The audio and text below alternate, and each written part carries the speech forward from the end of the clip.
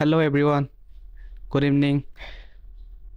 প্ৰথমতে আপোনালোকক চেছ স্কুলত ইনলৈ স্বাগতম জনাইছোঁ। মই ধ্ৰুৱজ্যোতি বৰপাত্ৰ। আজি খুব ইম্পৰ্টেণ্ট আইডিয়া এটা আপোনালোকৰ আগত লৈ আহিছোঁ। আইডিয়াটোৰ নাম হৈ গ'ল স্মুডাৰেজ চেকমেট।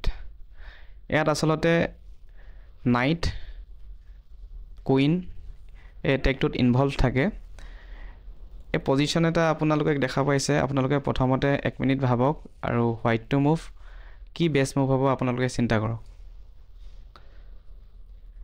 এই পজিশ্যনটোত আমি দেখিছোঁ হোৱাইটৰ ওচৰত আমি যদি চাওঁ কুইন, দুখন ৰুক, এটা নাইট আছে, ব্লেকো একেই, পনো যদি চাওঁ পনো ইকুৱেল হৈ আছে। কিন্তু চবচে ইম্পৰ্টেণ্ট বস্তু আমি যদি চাওঁ হোৱাইটৰ ৰুককেইখনো অকণমান ব্লেকতকৈ কম্পেয়াৰ কৰিলে এক্টিভ হৈ থকা নাই। ব্লেকৰ ওচৰত অপেন লাইন আছে। নৰ্মেল যিকোনো আমি যদি ভাবোঁ কুইনটো বৰ্তমান ব্লেকে এটেক কৰি আছে হোৱাইটৰ কুইনটো, আমি যিকোনো প্লেচত নিবৰ কাৰণে আমি চিন্তা কৰিব পাৰোঁ। প্লাছ আমাৰ নাইটটো এটেক হৈ আছে। আমি যদি নৰ্মেল চিন্তা কৰোঁ আমাৰ কুইনটোৱে বচাবলৈ চাম, কিন্তু আমি চেছত এনেকুৱাও কিছুমান থিংকিং আছে য'ত নেকি দুইটা বস্তু একেলগত বচাব পাৰি নেকি।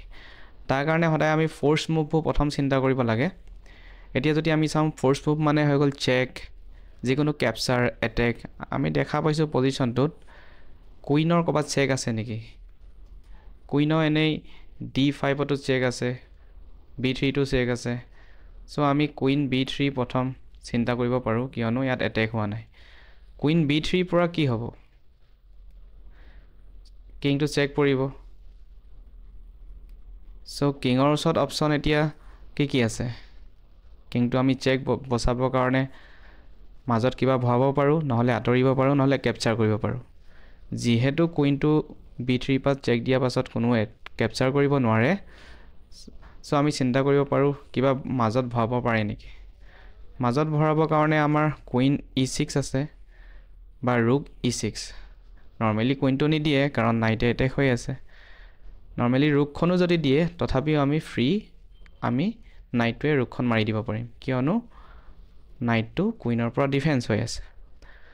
চ' আমি যদি চিন্তা কৰোঁ এতিয়া কুইন B3ৰ পৰা যদি ভাল উপায়, কিংটো যদি পলাই যাবৰ কাৰণে চাওঁ, দুটা ঘৰ দেখিছোঁ আমি। যদি কিংটো F8 আহে, আমি ইজিলি ক'ব পাৰোঁ যে কুইন F7ৰ পৰা নাইটৰ হেল্পত চেকমেট হৈ আছে। চ' তেনেহ'লে কুইন B3ৰ পিছত আৰু এটা ব্লেকৰ ওচৰত অপশ্যন আছে কিং H8। কিং H8 এতিয়া হোৱাইটৰ এটেক ষ্টাৰ্ট হয়। আমি যদি চিন্তা কৰোঁ এতিয়া নাইটৰ ক'ৰবাত চেক আছে নেকি। আমি ক্লিয়াৰলি দেখা পাওঁ যেতিয়া কিংটো H8ত আছে তেনেহ'লে নাইট F7ৰ পৰা এটা চেক দিব পাৰোঁ, য'ত নেকি কিং G8 ফ'ৰ্চ হ'ব। Queen B3, king H8, knight F7 check, king G8 আকৌ ফ'ৰ্চ। এতিয়া আমাৰ ওচৰত ব্ৰিলিয়েণ্ট মুভ এটা আছে with the help of double check. চ' সেইটো কেনেকৈ দিম? আমি দেখা পাইছোঁ নাইটটো আকৌ G5ত আহিও চেক দিব পাৰে। তেতিয়া ইটছ এ লাইক অফ ৰিপিটেশ্যন, একে হৈ থাকিব। চ' এতিয়া কিংটো আকৌ যেতিয়া আমি নাইটটো H6ৰ পৰা চেক দিম, আকৌ আমি জানো যদি কিংটো F8 আহে, অলৰেডি আমি গম পাইছোঁ কুইন F7ৰ পৰা চেকমেট। চ' কুইন B3ৰ পৰা কিং H8, নাইট F7, আকৌ কিং G8, তাৰপিছত নাইট H6ৰ পৰা যদি চেক দিওঁ, আকৌ ব্লেকৰ ওচৰত বেষ্ট অপশ্যন কিং H8 যাব। তাৰ পাছত আমি এতিয়া ব্ৰিলিয়েণ্ট মুভ এটা আছে কুইন আৰু নাইটৰ হেল্পত, যিটোক আমি কৈছিলোঁ স্মুডাৰেজ চেকমেট। ইয়াৰ মিনিংটো হ'ল ব্লেকৰ কিংটোৰ ওচৰত একো মানে জেগাই নথকা, যদিহে মানে যদি চেকটো দিয়াৰ পিছত নিজৰ পিচবিলাকৰ পৰাই নিজৰ ঘৰ বন্ধ হৈ থাকিব।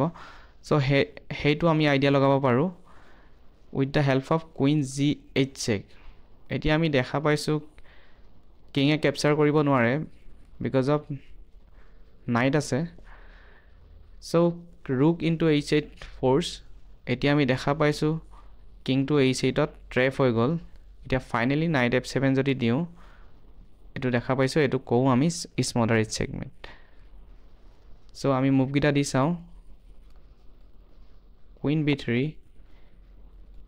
King h8 knight f7 king g8 knight h6 double check king h8 কারণ f8 গলে f7 এর উপর চেকমেট king h8 এতিয়া finally queen g8 brilliant idea so rook into g8 force এতিয়া দেখা পাইছো ফাইনালি এটা সিঙ্গল নাইটে f7 এর উপর চেকমেট দিছে যাক আমি কও স্মডারেট চেকমেট so আজি লৈ এটোৱে পজিশন আছিল এনেকা পজিশন আৰু পাবৰ কাৰণে আমাৰ চেনেলটোত ভিজিট কৰিব so thank you goodbye